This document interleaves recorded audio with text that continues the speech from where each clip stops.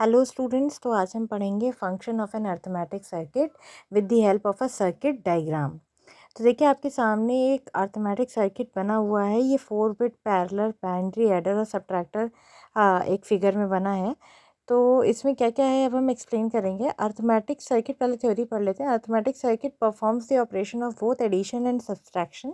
It has two 4 bit inputs A3 A2 A1 A0 and B3 B2 B1 B0। देखिए इसका मतलब बस इतना है कि ये जो अर्थमेटिक सर्किट है ये ऑपरेशन कर रहा है किसका, बोथ एडिशन और सब्ट्रैक्शन का।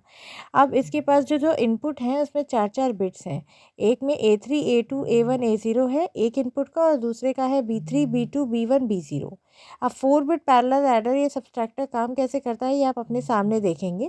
देखिए सबसे पहले तो ये जो सर्किट्स हैं इसमें देखिए A0 B0 एक फुल एडर में जाएगा, फिर A1 B1 दूसरे में जाएगा, फिर A2 B2 तीसरे में, A3 B3 फोर्थ में जाएगा। इनके साथ साथ B0 के साथ देखिए A0 तो डायरेक्टली जा रहा है फुल एडर में, लेकिन B0 कैसे जा रहा है, B0 जा रहा है ऐड सब्ट्रैक्ट की लाइन के साथ एक एक्सॉर में, और वो एक्सॉर से जो आउटपुट आ रहा है वो कैरी के साथ ऐड होके फिर जा रहा है फुल एडर में।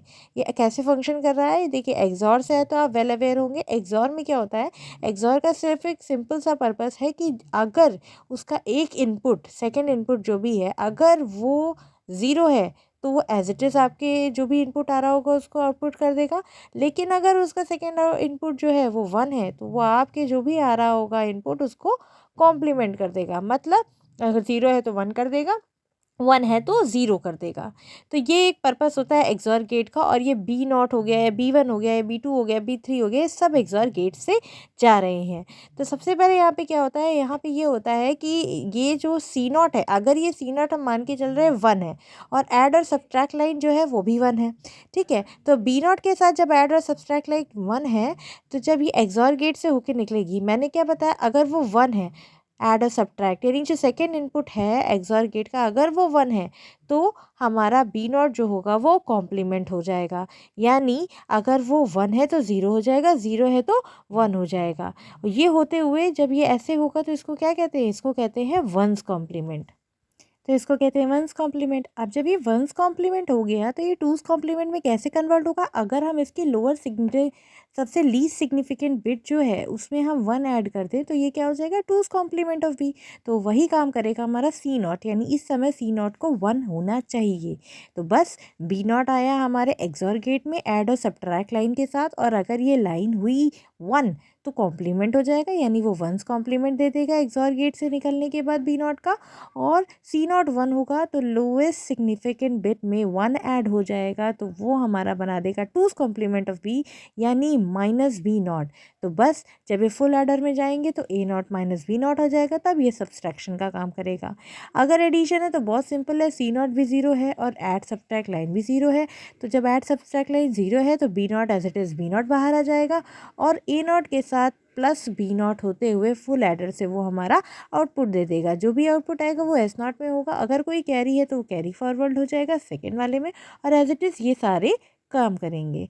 अब इसकी थ्योरी पढ़ लेते हैं। यही लिखा हुआ है, that subtract line control line connected with C in of the full adder is use to perform operations of addition and subtraction. कैसे हमने पढ़ लिया।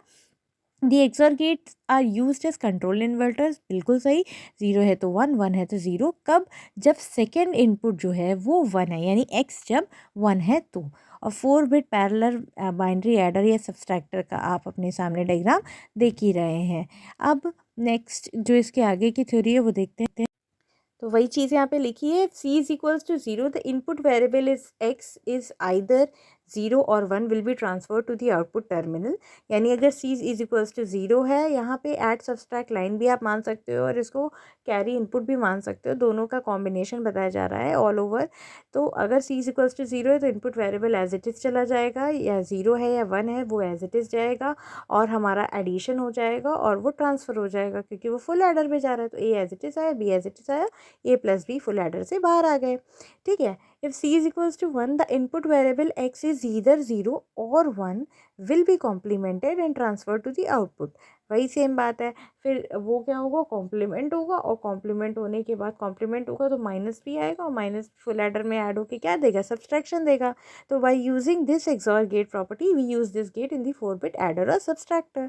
अब यहाँ पे क्या बताया जा रहा है, अगर ऐड या सब्सट्रैक्ट, यहाँ पे ये डिटेल बताया जा रहा है केस 1 में कि ऐड या सब्सट्रैक्ट अगर 1 है तो क्या होगा, ऐड या सब्सट्रैक्ट अगर 1 है तो मैंने अभी अभी बताया था जो एक्सॉर गेट है वो क्या करेगा, वंस कॉम्प्लीमेंट बना देगा बी का, और हमने कैरी इन दे रखा है 1।